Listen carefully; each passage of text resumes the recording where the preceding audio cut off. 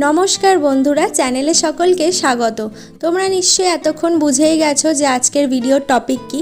হ্যাঁ, আজকে আমি গিয়েছিলাম নৈহাটিতে বড়মার দর্শনে। বড়মা তোমাদের সকলের মনস্কামনা পূর্ণ করুক ও তোমরা সকলেই যেন ভালো থাকো, এই প্রার্থনাই করি। প্রথমেই জানাবো কিভাবে গেলাম, কখন গেলাম, কাদের সাথে গেলাম। আমার বাড়ি থেকে আমি আর মা গিয়েছিলাম। এছাড়া আমাদের পাড়া থেকে অনেক বৌদি, বোন আর আমার সমবয়সী অনেকেই গিয়েছিল। সকাল 6টায় টোটো রিজার্ভ করা ছিল, কিন্তু আসতে অনেকটাই লেট করে, তো ওই টোটো ধরে চলে গিয়েছিলাম আমরা ডোমজুর রোড স্টেশন। যেহেতু আগের ট্রেনটা মিস হয়ে গিয়েছিল, তাই পরের ট্রেনটা ধরতে অনেকটা সময় লেগেছে।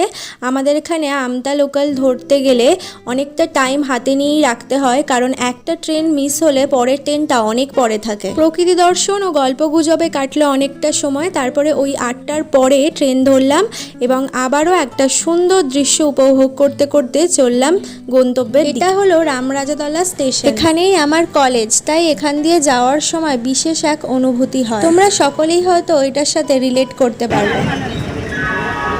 এসে পৌঁছালাম হাওড়া স্টেশনে। হাওড়া স্টেশন থেকে ধরলাম ব্যান্ডেল লোকাল এবং এসে পৌঁছালাম ব্যান্ডেল।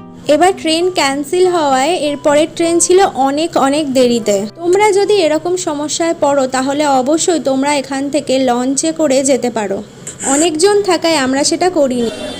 অবশেষে ব্যান্ডেল থেকে নৈহাটি লোকালে এসে পৌঁছালাম নৈহাটি। আর এই ছিল গরমের দুপুরে লাইন। তবু অন্যান্য দিনের তুলনায় আজকে অনেকটা ভিড় কমই ছিল। তারপরে এই যে অবশেষে এলাম মায়ের দর্শন করতে। এখানে এসে পৌঁছাতেই সমস্ত কিছু সার্থক। মায়ের এই মুখ দেখে আর বোধহয় কোনো কষ্টই থাকে না, আর কিছু চাওয়ারও থাকে না বোধহয়। দর্শন করে কেনাকাটা করে আর কিছু শুকনো খাবার খেয়ে অবশেষে একইভাবে পৌঁছালাম বাড়ি। তোমরা চাইলে যে কোনো রুটের বাসে অথবা ট্রেনে শিয়ালদা আসতে পারো এবং সেখান থেকে তোমরা ধরে নিতে পারো নৈহাটি লোকাল। বাড়ি পৌঁছাতে একটু রাত হয়েছিল, তবে ভীষণ শান্ত লাগছে আজকে মনটা। মায়ের অনুমতি ছাড়া কিছুই নেই, তোমরাও হয়তো খুব তাড়াতাড়ি দর্শন পাবে।